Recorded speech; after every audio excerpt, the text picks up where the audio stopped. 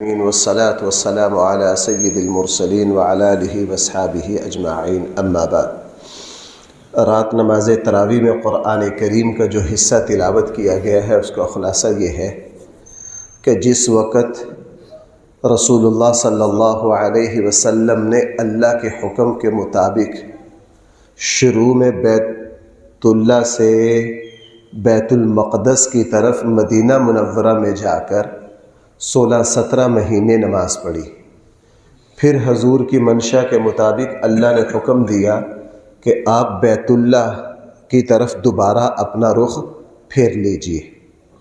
اس پر یہودیوں نے بڑے اعتراضات کیے، قرآن کریم نے اس کا جواب دیا، لیکن یہودی چیمے گوئیوں سے، قیل و قال سے، اعتراضات سے، فضول باتوں سے باز نہیں آئے۔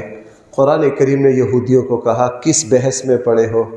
لیس البر ان تولوا وجوہکم قبل المشرق والمغرب، کہ منہ ادھر ہونا چاہیے یا ادھر ہونا چاہیے، اس بحث میں کیوں پڑھتے ہو؟ اصل نیکیوں پر آؤ۔ اصل نیکی کیا ہے؟ اللہ پر ایمان لانا، اللہ کے رسول پر ایمان لانا، آخرت کے دن پر ایمان لانا، فرشتوں پر ایمان لانا، اللہ کے سارے نبیوں کو ماننا۔ اصل دین یہ ہے غرباء کی مدد کرنا، یتیموں کی مدد کرنا، مسافروں کی مدد کرنا، اپنے مال میں سے اللہ کے لیے خرچ کرنا، اور اگر کسی سے کوئی وعدہ کر لو اس کو پورا کرنا۔ اصل نیکی یہ ہے کہ جب کوئی پریشانی آئے، کوئی دکھ درد آئے، غربت اور آزمائش، غربت کی شکل میں آزمائش آئے، اس پر کیا کرنا؟ صبر کرنا۔ اصل نیکیاں یہ ہیں۔ اگر آپ لوگوں نے مغز ماری کرنی ہے، اصل نیکیوں میں کرو، کہاں فضول باتوں میں آپ اپنے آپ کو کھپا رہے ہو۔ اس آیت سے سبق یہ ملا، ہم بہت سے کام نیکی سمجھ کے کرتے ہیں جن کا دین سے کوئی لینا دینا نہیں۔ لوگ کیا کر رہے ہیں جی؟ لاہور جا رہے ہیں جی، کون؟ فلاں اللہ والے کی قبر پر، اچھا جی ننگے پاؤں جا رہے ہیں، یہ نہیں کریں گے، یہ نہیں کریں۔ اور خدا کے بندو، اصل نیکی تھی نماز پڑھنا، اصل نیکی تھی ماں باپ کی خدمت کرنا، اصل نیکی تھی وعدے کو پورا کرنا، اصل نیکی تھی غریب کی مدد کرنا۔ اصل نیکیوں کو چھوڑ کر اپنے آپ کو کہاں کھپا رہے ہیں؟ قرآن کریم نے جو حصہ رات نماز تراویح میں پڑھا گیا ہے اس میں ایک حکم یہ دیا گیا ہے کہ اگر کوئی ظالم شخص ظلماً کسی کو قتل کر دے تو اس کو بھی بدلے میں قصاصاً قتل کیا جائے گا۔ اسلام کا حکم یہ ہے، اسلام کے احکام کو معاشرے پر نافذ کر دیا جائے تو امن قائم کرنا 1 گھنٹے کا کام ہے۔ یورپ میں ہر طرح کی فورس اور جدید سے جدید سسٹم لے آئے ہیں، لیکن آپ کو پتہ قتل و غارت، ڈکیتی، زنا بالجبر کے واقعات سب سے زیادہ کہاں ہوتے ہیں؟ امریکہ میں ہوتے ہیں۔ وہ تو ان کا میڈیا پر طاقت ہے کہ امریکہ میں اس وقت بھی ایسی ریاستیں ہیں جہاں رات کو سفر نہیں کیا جا سکتا، جہاں رات کو کیا نہیں کیا جا سکتا۔ اور ہمارے یہاں اگرچہ بڑی کمزوریاں ہیں لیکن جیسے کیسے ہیں پھر بھی الحمدللہ بہتر ہے۔ ہمارے یہاں کھلا علاقہ ہے، رات کو الحمدللہ کوئی پریشانی نہیں ہوتی۔ پھر بھی اسلام کی جو سزائیں ہیں اگر ان کو نافذ کر دیا جائے تو انشاءاللہ 1 گھنٹے میں پوری دنیا ایسا امن کا منظر دیکھ سکتی ہے جو اسلام کے علاوہ دنیا کے کسی اور نظام میں نہیں ہے۔ عرب ملکوں میں پورا اسلام نافذ بالکل نہیں ہے، صرف چند حدود نافذ ہے۔ دیکھ لیجئے کہ وہاں امن کی صورتحال کتنی اعلیٰ ہے۔ قرآن کریم نے ایک یہ حکم دیا ہے، شروع میں وراثت کے احکام نہیں اترے تھے، اللہ کی طرف سے حکم تھا کہ ہر بندہ اپنے مال کے بارے میں وصیت لکھ کر محفوظ رکھے کہ میرے مرنے کے بعد کس کو میرے مال میں سے کتنا ملے گا۔ یہ لکھنا فرض تھا، ضروری تھا۔ پھر اللہ تعالیٰ کی طرف سے وراثت کے احکام آگے جن کی تفصیل کل آئے۔ پھر اللہ تعالیٰ کی طرف سے کیا آگے؟ وراثت کے احکام آگے۔ اب وصیت لکھنا فرض نہیں ہے، اللہ کی طرف سے طے ہے بیٹے کو کیا ملے گا، بیٹی کو کیا ملے گا، بیوی کو کیا ملے گا، بہنوں کو کیا ملے گا۔ اب اللہ تعالیٰ نے طے کر دیا۔ ہاں، ایسا مسلمان جس کا دوسروں سے لین دین ہو، جس کے پاس دوسروں کی امانتیں ہوں، اس کے لیے اب بھی فرض ہے کہ وہ ان امانتوں کی اور لوگوں کے جو حق اس کے ذمے ہیں ان کی تفصیل کو لکھ کر وصیت کی شکل میں اپنے پاس کیا رکھے، محفوظ رکھے۔ قرآن کریم نے یہاں روزے کے احکام دیے ہیں، فرمایا تم پر روزہ فرض ہے، ہاں جو شخص مجبور ہو، بیمار ہو یا سفر میں ہو تو وہ روزہ چھوڑ دے۔ بھائی وہ کیا کرے؟ روزہ چھوڑ دے۔ وہ اس کی جگہ، بھائی ذرا ایک بات سننا، توجہ کرنا، اس میں رمضان میں بہت غلطی ہو رہی ہے۔ پہلے حکم یہ تھا کہ تمہارا جی چاہے روزہ رکھو، تمہارا جی چاہے کیا کرو، فدیہ دو۔ بھائی سمجھ آ گئی؟ تمہارا جی چاہے روزہ رکھو، تمہارا جی چاہے فی روزہ 2 کلو گندم کس کو دے دو؟ غریب کو۔ یہ شروع اسلام میں تھا۔ پھر اگلی آیت آئی، اس نے فرمایا نہیں، اب ہر مسلمان پر روزہ رکھنا فرض ہے۔ اب صرف چھٹی کس کو ہے؟ مریض کو ہے، مسافر کو ہے۔ بھائی کس کو ہے؟ مریض کو ہے، مسافر کو ہے۔ جو مریض ہو وہ روزہ نہ رکھے، وہ بعد میں قضا کرے۔ اگر کوئی ایسا بوڑھا مریض ہے کہ یہ پورے سال میں شفا یاب یا روزے کی طاقت نہیں رکھتا تو اس کے لیے فدیہ ہے۔ ہم کیا کرتے ہیں؟ ہم ڈائریکٹ فدیہ پر جاتے ہیں۔ جو روزہ نہیں رکھ سکتا وہ 2 کلو گندم دے دے۔ نہیں بھائی، جو روزہ نہیں رکھ سکتا رمضان میں وہ سردی کے چھوٹے دنوں میں روزہ رکھنے کی کوشش کرے۔ اگر ان دنوں میں بھی روزہ نہیں رکھ سکتا، بڑھاپا ہے، اب وہ کیا کرے؟ فی روزہ 2 کلو گندم دے دے۔ اور بھائی یہاں ایک حکم یہ بیان کیا گیا ہے، شروع اسلام میں روزے میں سختی تھی، 24 گھنٹے کا روزہ تھا، اور پھر اللہ تعالیٰ نے اس میں نرمی کر دی کہ تمہارا روزہ تو ہے 24 گھنٹے کا نہیں ہے، لیکن قانون یہ ہے کہ جب جس کی آنکھ لگ گئی تو اس کا روزہ وہی کیا ہو جائے گا؟ شروع ہو جائے گا۔ بھائی سن لیں، مغرب کے بعد اگر کسی کی آنکھ لگ گئی تو روزہ خود بخود شروع ہو جائے گا۔ تو صحابہ اکرام کو پھر اس میں بھی بڑی دقت پیش ہے۔ ایک دیہاتی صحابی سارا دن کام کاج کر کے آئے، مغرب میں گھر پہنچے، اپنی بیوی کو کہا میرے لیے کوئی کھانا تیار کر دو۔ بیوی کھانے کی تیاری میں لگی، واپس آئی تو ان کو نیند آ گئی، روزہ شروع ہو گیا۔ یہ بیچارے پہلے تھکے ہوئے آئے تھے اور ان کو بے ہوشی ہو گئی۔ جب یہ کیس اللہ کے نبی کے سامنے آیا تو پھر رسول اللہ صلی اللہ علیہ وسلم کی دعا کی برکت سے اللہ تعالیٰ نے آسانی کر دی۔ فرمایا ہم روزہ تمہارا اور مختصر کر رہے ہیں، اب فجر سے لے کے مغرب تک کا روزہ ہے، مغرب سے لے کے فجر تک اب تمہیں کھلی چھٹی ہے، اب تم پر کسی طرح کی کوئی پابندی۔ بھائی سننا میری بات ذرا، مجھے یوں محسوس ہوتا ہے کہ اس امت کا روزہ سابقہ تمام امتوں میں سب سے زیادہ چھوٹا، مختصر اور آسان ہے۔ پہلی امتوں کے روزوں کا مطالعہ کریں تو وہ اس سے بہت زیادہ، یہ اللہ کی نوازش ہے کہ روزہ سب سے آسان اور چھوٹا، اور رحمتیں پہلوں سے بھی کیا ہے؟ زیادہ ہے۔ اس کی کچھ تفصیل انشاءاللہ اگر اللہ نے موقع دیا آج جمعے کے بیان میں آئے گی۔ قرآن کریم نے یہاں اعتکاف کا بھی حکم دیا ہے کہ تم اعتکاف کرو۔ قرآن کریم نے حرام مال سے منع کیا ہے، حرام مال کی ایک خاص قسم رشوت سے بطور خاص اس دوسرے پارے میں منع کیا۔ رشوت کس کو کہتے ہیں بھائی؟ رشوت کس کو کہتے ہیں؟ اس کی تعریف سمجھ لیجئے۔ جو کام آپ کے ذمے اللہ یا ریاست یا کسی بھی طرف سے کرنا واجب ہو، اس کام پر الگ سے معاوضہ لینا، یہ رشوت ہے۔ یہ کیا ہے؟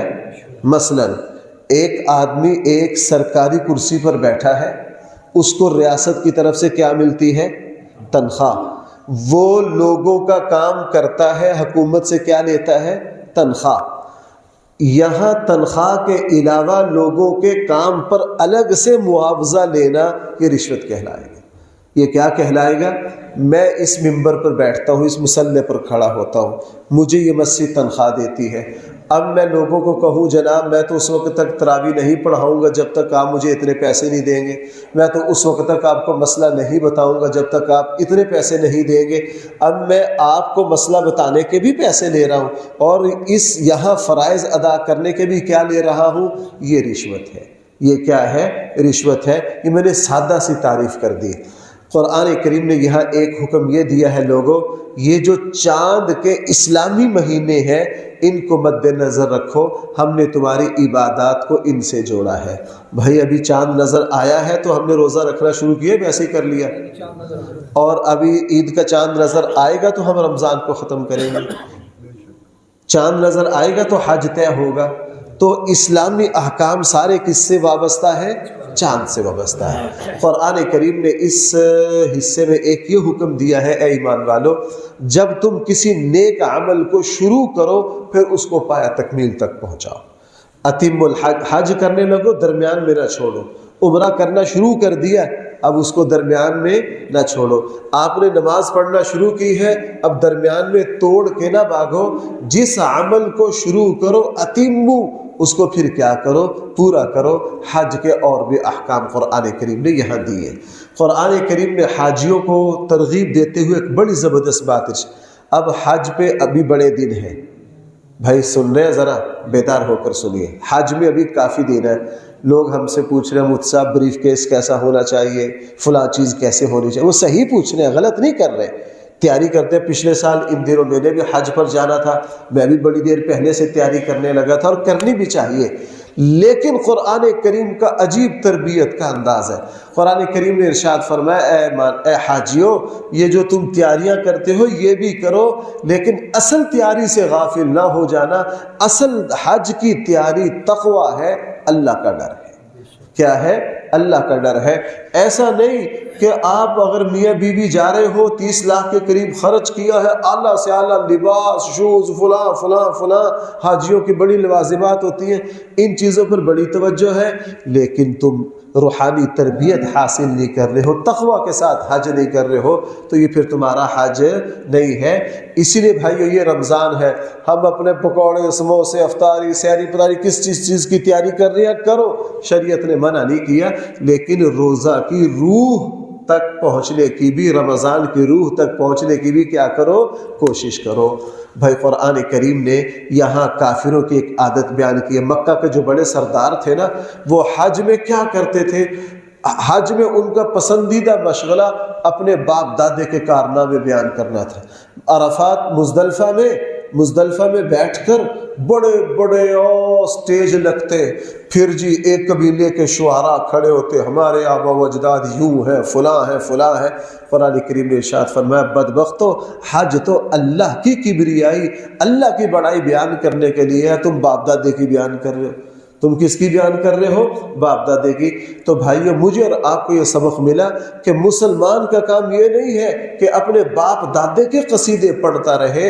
مسلمان کے نزدیک حقیقی تعریف کے قابل صرف اللہ ہے اور اللہ کے رسول ہے۔ ہم نماز میں سورہ فاتحہ شروع کرتے ہیں، کیا کہتے ہیں بھائی؟ پڑھو ساری تعریفیں کس کے لیے؟ اب ہم نے سلام پھیرا، سلام پھیرتے ہی ہم نے کیا کہا؟ اللہ اکبر، میرا اللہ سب سے بڑا ہے۔ میرا اللہ کیا ہے؟ سب سے بڑا ہے۔ قرآن کریم نے اس بارے میں ایک دعا سکھائی ہے کہ اے ایمان والو تم اللہ تعالیٰ سے دنیا بھی مانگو، اللہ تعالیٰ سے آخرت بھی مانگو۔ دونوں باتیں غلط ہیں۔ اگر کوئی آخرت ہی مانگتا رہے دنیا نہ مانگے یہ بھی غلط ہے، چونکہ حضور نے فرمایا اگر جوتے کا تسمہ بھی چاہیے کس سے مانگو؟ ہم کمزور ہیں، ہمیں دنیا کی ضرورت ہے۔ ربنا آتنا فی الدنیا حسنہ، اے اللہ ہمیں دنیا میں بھی اچھا سے اچھا دے۔ اور اگر کوئی صرف دنیا مانگے آخرت نہ مانگے، یہ دونوں باتیں غلط ہیں۔ اے اللہ ہم آپ سے دنیا کی نعمتوں کا بھی سوال کرتے ہیں، چونکہ ہم کمزور ہیں، ہمیں دنیا کی ضرورتیں ہیں۔ اے اللہ ہم آپ سے آخرت کا بھی کیا کرتے ہیں؟ سوال کرتے ہیں۔ قرآن کریم نے دو رخ شخص کا تذکرہ کیا۔ اخنس بن شریک ایک بدبخت منافق تھا، بڑی چکنی چپڑی باتیں کرتا تھا، اللہ کے نبی کے پاس جب آتا تو بڑے ایمان کے دعوے، منافقوں کے پاس جاتا انہیں کہتا میں تمہارے ساتھ ہوں، کافروں کے پاس جاتا انہیں کہتا تمہارے ساتھ ہوں، یہودیوں کے پاس جاتا انہیں کیا کہتا؟ تمہارے ساتھ ہوں۔ قرآن کریم نے ارشاد فرمایا اللہ تعالیٰ کو ایسا شخص ہرگز پسند نہیں ہے۔ ایسا نہیں بھائی کہ آپ ہر بندے کے منہ پر ویسے ہو جاؤ، یہ مومن کی شان نہیں ہے۔ یہ کیا ہے مومن کی؟ مومن منافق نہیں ہوتا، جو بات دل میں ہے وہی بات کہاں ہے؟ زبان پر ہے۔ قرآن کریم نے ایک عظیم صحابی کی بات بیان کی، جس وقت مکہ سے ہجرت ہو رہی تھی تو وہ مدینہ کی طرف، تو وہ مکہ کے سردار مارتے تھے، ہجرت کرنے نہیں دیتے تھے، مال لوٹتے تھے، اور یہ آسان کام نہیں تھا۔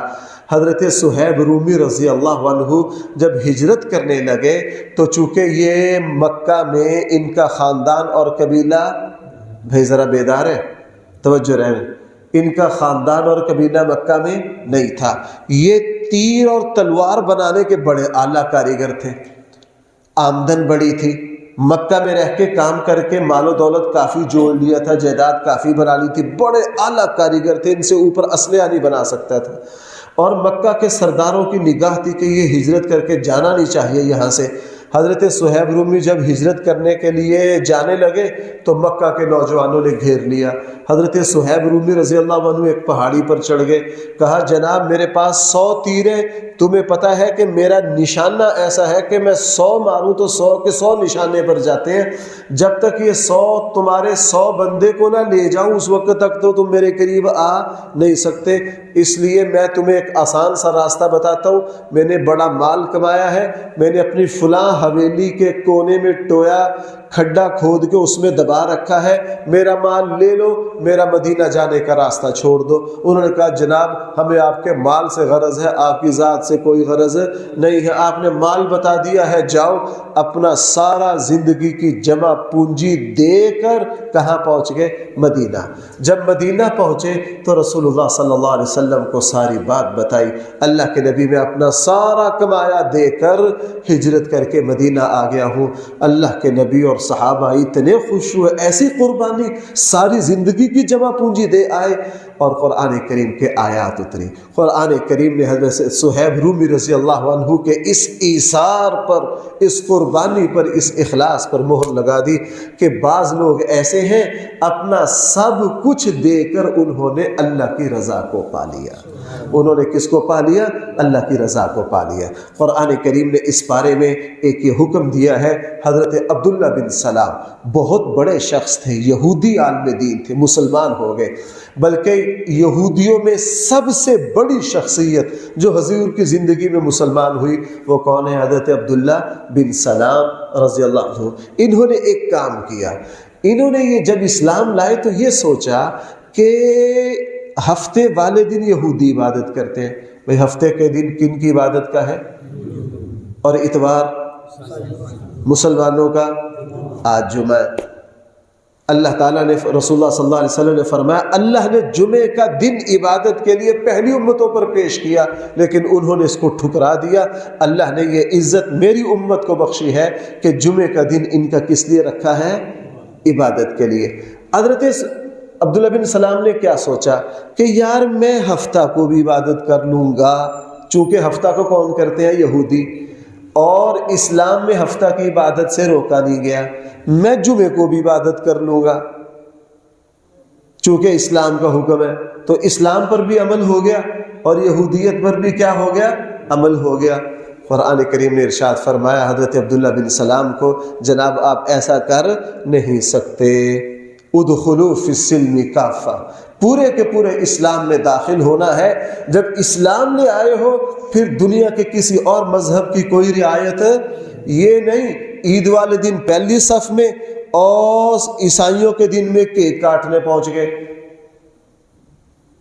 اور ہندوؤں کے دنوں میں ماشاءاللہ ہمارے حکمران ووٹ لینے کے چکروں میں سارے کام کرتے ہیں کہ نہیں؟ باقی اقلیتوں کے پورے حق ہیں، لیکن کسی بھی مسلم حکمران کو اس کی اجازت نہیں ہے کہ وہ ان کی عبادت میں شامل ہو۔ عبادت میں شامل ہونے کی اجازت، ہاں خوشی کے موقع پر عیسائیوں کو بھی مراد دی جائے گی، ہندوؤں کو بھی، اپنی عوام کو پوری رعایات دی جائے گی، لیکن مسلمانوں کو اس کی اجازت نہیں ہے کہ ان کی عبادت میں جا کے کھڑے ہو جائے۔ حضرت عبداللہ بن سلام کو اس چیز کی اجازت نہیں ملی۔ قرآن کریم نے شراب کو حرام قرار دیتے ہوئے فرمایا لوگوں اس میں کچھ فائدے بھی ہیں، صحت کے لیے بہتر ہو سکتی ہے، بلغم کا اخراج کر سکتی ہے، تو اور تمہارے پھیپھڑوں کے لیے یا کسی اور چیز کے لیے ہو سکتا ہے کہ تھوڑی بہت فائدہ دے، لیکن اس کے نقصانات زیادہ ہیں، اس کے نقصانات جسمانی طور پر زیادہ ہے۔ روحانی طور پر تو شراب ہے ہی بیڑا غرق، روحانی طور پر تو یہ مسلمان کو تباہ کر دیتی ہے۔ اس لیے رسول اللہ صلی اللہ علیہ وسلم نے فرمایا جو مسلمان شراب پی لیتا ہے 40 دن تک توبہ بھی کر لے، اس کی عبادت کا نور اٹھ جاتا ہے۔ کیا اس کی عبادت کا نور اٹھ جاتا ہے۔ قرآن کریم نے ایک حکم یہ دیا ہے کہ اے ایمان والو، جب بھی تم نکاح کرو کسی مسلمان عورت سے کرو، کسی مسلمان عورت سے۔ ہاں اگر تم کسی اہل کتاب عیسائی اور یہودی عورت سے نکاح کرو تو یہ تمہارے لیے جائز ہے لیکن اچھا نہیں، جائز ہے لیکن اچھا نہیں ہے۔ جائز ہے، اچھا کیوں نہیں ہے؟ جب تمہارے نکاح میں عیسائی عورت ہوگی، یہودی عورت ہوگی، وہ آہستہ آہستہ تمہارے بچوں کے اندر، تمہارے اولاد کے اندر یہودیت اور عیسائیت کے جراثیم منتقل کر کے تمہارے گھر کو کیا کر دے گی؟ برباد کر دے گی۔ قرآن کریم نے ایک حکم یہ دیا ہے، اے ایمان والو، جو قسم تم پکے عزم سے کھاؤ، مستقبل کے حوالے سے کھاؤ کہ آئندہ میں یہ کام نہیں کروں گا، پھر اس قسم کو خام خواہ نہ توڑو، اللہ تعالیٰ تمہیں اس کے بارے میں پوچھیں گے۔ ہاں اگر وہ قسم شریعت کے خلاف ہو پھر اس کو توڑ دو۔ قرآن کریم نے دوسرے پارے کے آخر میں نکاح اور طلاق کے احکام بیان کیے ہیں۔ پہلے زمانے میں عورت پر ایک عجیب ظلم ہوتا تھا۔ بھائی ذرا توجہ، عورت پر کیا ہوتا تھا؟ اگر کسی سے نکاح کر لیا تو طلاق کی کوئی حد نہیں تھی۔ وہ کیا کرتے؟ طلاق دیتے، عدت پوری ہونے کے قریب آتی پھر رجوع کر لیتے، پھر طلاق دے دیتے، پھر رجوع کر لیتے، پھر طلاق دے دیتے، ساری زندگی عورت کو ذلیل کرتے۔ اسلام نے کہا نہیں، اب طلاقیں زیادہ سے زیادہ صرف کتنی ہیں؟ 3 ہیں، 3 کے بعد تمہیں نکاح کا کوئی حق حاصل نہیں ہے۔ ہاں قرآن کریم نے یہ بھی ارشاد فرمایا کہ جب تم نکاح کرو ان کو ان کا مہر دو۔ اگر کسی میاں بیوی میں ایک طلاق ہو جائے، وہ دوبارہ رجوع کرنا چاہیں تو خاندان کو یہ حق حاصل نہیں ہے کہ ان کو رجوع سے روکے۔ قرآن کریم نے یہ بھی ارشاد فرمایا یہاں کہ مائیں اپنے بچوں کو 2 سال تک دودھ پلائیں، اللہ تعالیٰ نے اس میں کیا رکھی ہے؟ بڑی برکت رکھی ہے۔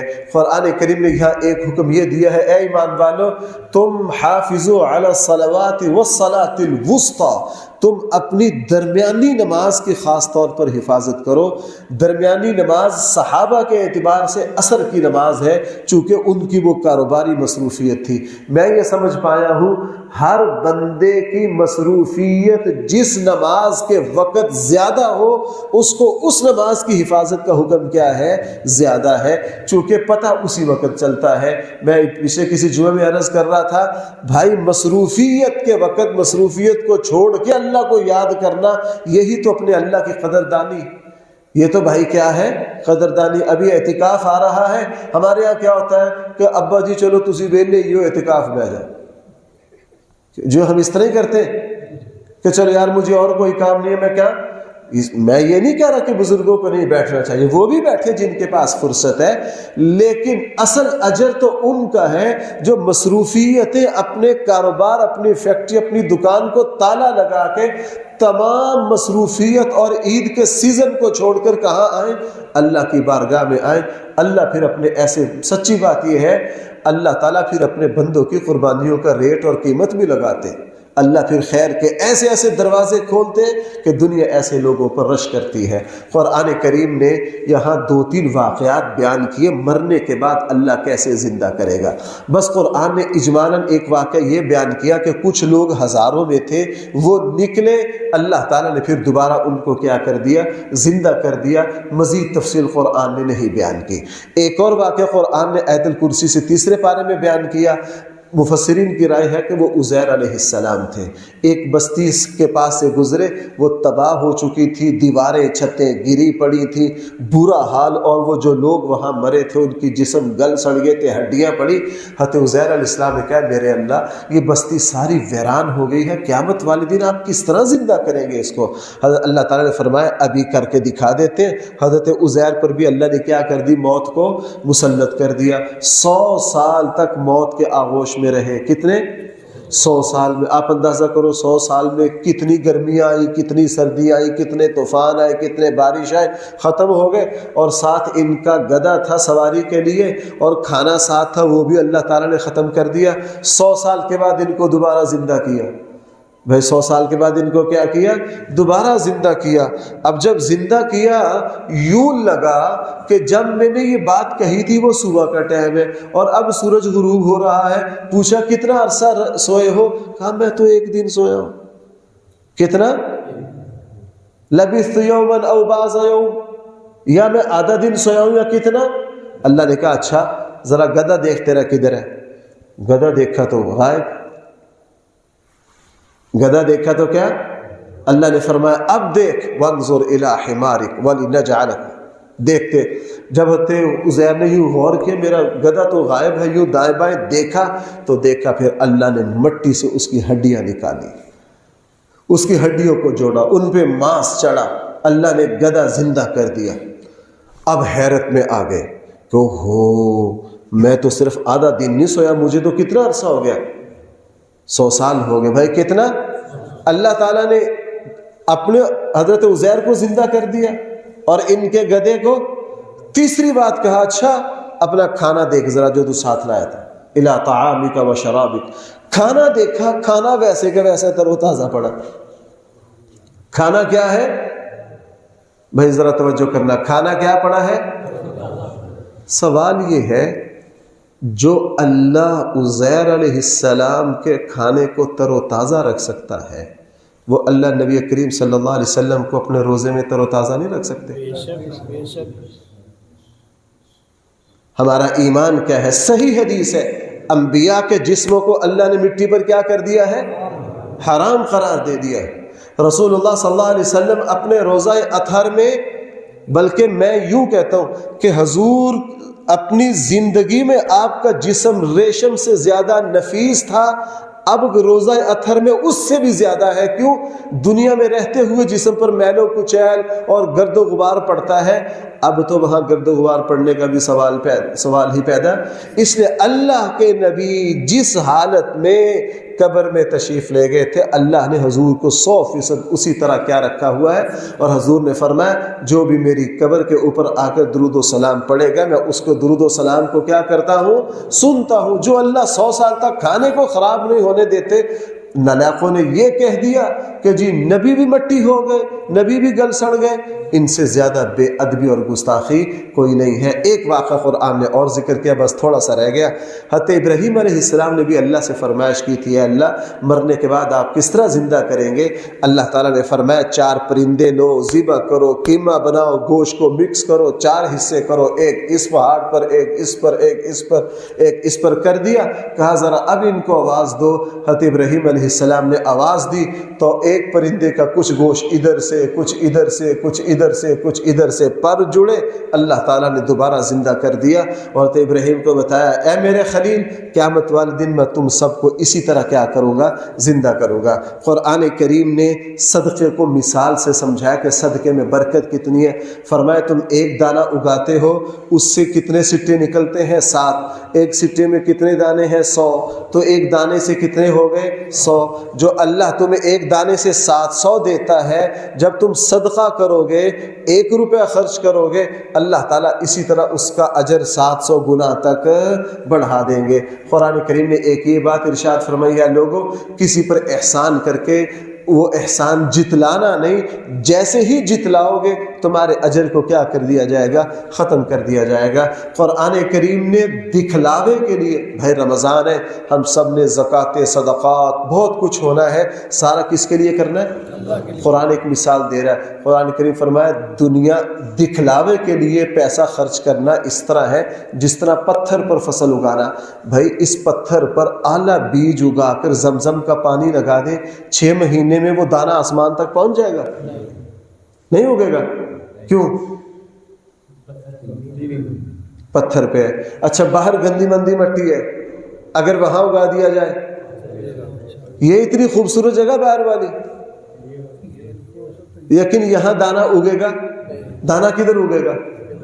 فرمایا لوگوں جس طرح تم اس حقیقت کو سمجھتے ہو اس کو بھی سمجھو۔ ریاکاری کی سخاوت پتھر پر فصل اگانا ہے اور پتھر پر کبھی فصل اگا نہیں کرتی۔ صدقہ دیکھنے میں پیسے کو برباد کرنا ہے اور چھپڑ میں اور باہر مٹی میں روندنا ہے، لیکن ہر کسی کو پتا اس مٹی میں دانہ اگر روندا جائے تو وہ ضرور اگے گا۔ صدقہ دیکھنے میں کچھ نہیں، جو دوسروں کو دیا دیکھنے میں وہ مال تباہ ہو رہا ہے، لیکن جناب جس طرح 6 مہینے کے بعد دانہ بتاتا ہے نا کہ تم یہ برباد نہیں ہوا، یہ تو کیا ہوا ہے، آباد ہوا ہے، تو جیسے ہی تمہاری آنکھ بند ہوگی تمہیں پتہ چلے گا کہ اللہ نے تمہیں کتنا نوازا ہے۔ اور بھائی آخری 2 باتیں، قرآن کریم نے سود کو حرام قرار دیا، فرمایا جو لوگ سود کھاتے ہیں وہ کل قیامت والے دن اس طرح ہوں گے جس طرح آدھا حصہ فارج زدہ، ان کے منہ کو آپ کو پتا منہ کو لکوا ہو جائے شکل بگڑ جاتی ہے کہ نہیں؟ اگر بندہ مفلوج ہو جائے تو فرمایا یہ لوگ ہوس پرست تھے، سود خور ہوس پرست ہے، بس آنا چاہیے میرے پاس۔ فرمایا جو سود کھائے گا کل قیامت والے دن وہ اس طرح اٹھے گا، اور فرمایا جو سود کھاتا وہ اللہ اور اس کے رسول سے اعلان جنگ کرتا ہے، اور اللہ تعالیٰ سے کوئی یہ جنگ جیت نہیں سکتا۔ اور بھائی فرمایا کہ جب بھی تم کوئی ادھار لین دین کرو تو اس کو لکھ لیا کرو، اس کو کیا کیا کرو، لکھ لیا کرو۔ اور پھر سورہ بقرہ کا آخری رکوع ہے جس کو رسول اللہ صلی اللہ علیہ وسلم نے فرمایا اللہ تعالیٰ نے مجھے بطور خاص یہ رکوع عطا کیا ہے۔ اس پورے رکوع میں سب سے زیادہ کیا ہے، اس پورے رکوع میں 2-3 دعائیں ہیں وہ اللہ تعالیٰ سے ایک تو کیا ہے، اے اللہ ہم پر کبھی بھی ہماری ہمت سے بڑھ کر وزن نہ ڈالنا، ربنا ولا تحملنا ما لا طاقت لنا به، ربنا لا تؤاخذنا ان نسینا، اے اللہ اگر کبھی بھول چوک ہو جائے تو ہماری پکڑ نہ کرنا، اور اللہ بھول چوک پر پکڑ کرتا بھی نہیں۔ اس سے پتہ چلا بھائی بھول چوک معاف ہے۔ مثلا آپ کا وضو نہیں ہے، بھائی توجہ کرنا، آپ کا وضو نہیں ہے، آپ سمجھے کہ میرا وضو ہے، آپ نے نماز پڑھ لی، تو کل قیامت والے دن اللہ اس پوچھیں گے کہ تو نے بے وضو نماز پڑھی ہے؟ فرمایا نہیں، ہم بھول چوک پر نہیں پکڑتے۔ آپ کہیں سے گزر رہے تھے کہ آپ کہیں سے آپ کو چھینٹے پڑ گئے ناپاک، آپ کو پتہ نہیں چلا، آپ اسی کپڑوں کے ساتھ نماز پڑھتے رہیے، بھول ہو گئی، اللہ کیا کریں گے؟ آپ نے ظہر کی نماز پڑھنی ہے، آپ یہ سمجھے کہ میں پڑھ چکا، بھول گیا، آپ کو عشاء کے بعد یاد ہے او ہو آج میں نے ظہر نہیں پڑھی، اب پڑھ لو، لیکن اب قضا کر رہے ہیں، اللہ اس پر پکڑیں گے؟ نہیں پکڑیں گے۔ لا تؤاخذنا، میں اپنے بندوں کو بھول چوک پر نہیں پکڑتا۔ اور سورہ بقرہ کے آخر میں مجھے اور آپ کو سکھایا گیا ہے کہ اللہ تعالیٰ کی طرف رجوع کرو، اللہ تعالیٰ سے معافی مانگو، اس اللہ کو معاف کرنا پسند ہے۔ یہ رمضان کی مبارک لمحات ہیں، اس میں ہم جتنا اللہ تعالیٰ سے توبہ استغفار اور جتنا اللہ تعالیٰ کی طرف رجوع کریں گے، میرے اللہ کی رحمت کے دروازے اتنے ہی کھلیں گے۔ سورہ بقرہ مکمل ہو گئی، انشاءاللہ سورہ آل عمران سے اللہ نے توفیق دی تو کل پوری سورہ آل عمران کا خلاصہ ایک مجلس میں ہو جائے گا۔ اللہ تعالیٰ مجھے اور آپ کو صحیح سمجھ عطا فرمائے۔ الحمدللہ رب العالمین والصلاة والسلام على سید المرسلین وعلى آلہ واصحابہ اجمعین۔ ربنا آتنا فی الدنیا حسنہ وفی الآخرۃ حسنہ وقنا عذاب النار۔ صلی اللہ تعالی علی خیر خلقہ سیدنا مولانا محمد وآلہ واصحابہ اجمعین برحمتک یا ارحم الراحمین۔